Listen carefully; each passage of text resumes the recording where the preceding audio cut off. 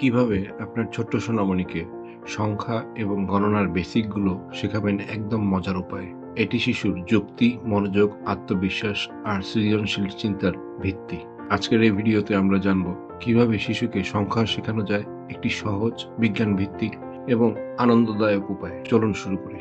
অনেকেই ভাবেন শিশুদের সংখ্যা শেখা শুধুই মুখস্থ করার বিষয়, কিন্তু বিজ্ঞান বলছে ভিন্ন কথা। গণনা শেখার সময় মস্তিষ্কে নতুন নতুন স্নায়বিক সংযোগ তৈরি হয়, যা পরবর্তীতে গণিতকে বোঝা, সমস্যা সমাধান ও সিদ্ধান্ত নেওয়ার ক্ষমতা তৈরি করে। বিশেষ করে ছোট বয়সে শেখা সংখ্যার ধারণা, যাকে বলে নাম্বার সেন্স, এটাই তার ভবিষ্যতের গণিত ভিত্তিক চিন্তার মজবুত ভিত্তি তৈরি করে। ফিঙ্গার কাউন্টিং বা হাতের আঙ্গুল দিয়ে গণনা এটি একটি কার্যকরী প্রমাণিক পদ্ধতি। ইউনিভার্সিটি অফ চিকাগো এর গবেষণা বলছে, আঙ্গুল ব্যবহার করলে শিশুর সংখ্যার ধারণা ও গণনার স্কিল অনেক দ্রুত উন্নতি করে, কারণ এটি চোখ, হাত ও মস্তিষ্ক সবকিছু একসাথে যুক্ত করে শেখায়।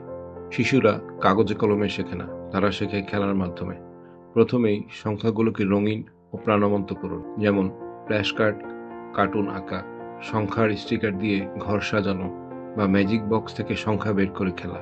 তাই সংখ্যা শেখানোর সবচেয়ে ভালো উপায় হলো খেলনাকে ব্যবহার করা। উদাহরণস্বরূপ, আপনি যদি বলেন, এই যে 3টা বল, 1, 2, 3, আমরা খেলবো এই 3টা বল দিয়ে, এতে শিশু শুধু সংখ্যা শোনে না, সেই সংখ্যার সাথে একটা বাস্তব অভিজ্ঞতা যুক্ত করে। গবেষণা বলছে, গান বা ছড়ার মাধ্যমে শেখানো হলে শিশুদের মস্তিষ্কে ডোপামিন হরমোন নিঃসরণ হয়, যা শেখার আগ্রহ ও আনন্দ বাড়ায়। একটি বাসে চড়ে গেল একজন রাজা, এই ধরনের ছড়া শিশুদের মনে গণনাকে গেঁথে দেয় খুব সহজে। সকালে ব্রাশ করতে গিয়ে বলুন, এই যে 2টা ব্রাশ, একটা তোমার, একটা বাবার।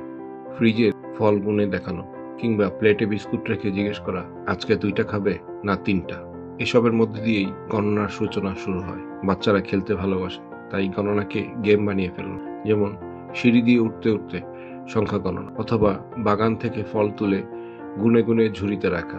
দোকান থেকে ফল কেনার সময় শিশুকে বলা যেতে পারে, আজকে 5টা কমলা কিনবো, বলে শিশুকে সংখ্যা বেছে নিতে দিন। এমনকি গল্প বলার সময়ও যোগ করুন গণনা। রাজপুত্র 3টা পাহাড় ডিঙিয়ে রাজকন্যার কাছে পৌঁছাল। এভাবে প্রতিদিনের জীবনে সংখ্যার উপস্থিতি শিশুর মনে সংখ্যার গুরুত্ব তৈরি করে। প্রতিদিন 10 মিনিট বরাদ্দ করুন গণনার জন্য। শিশুর উন্নতি দেখলে অবশ্যই ছোট ছোট পুরস্কার দিন। এটি হতে পারে স্টিকার অথবা ছোট ছোট বই। শিশু গণনা শেখার সময় ভুল করবেই, এবং সেটাই স্বাভাবিক।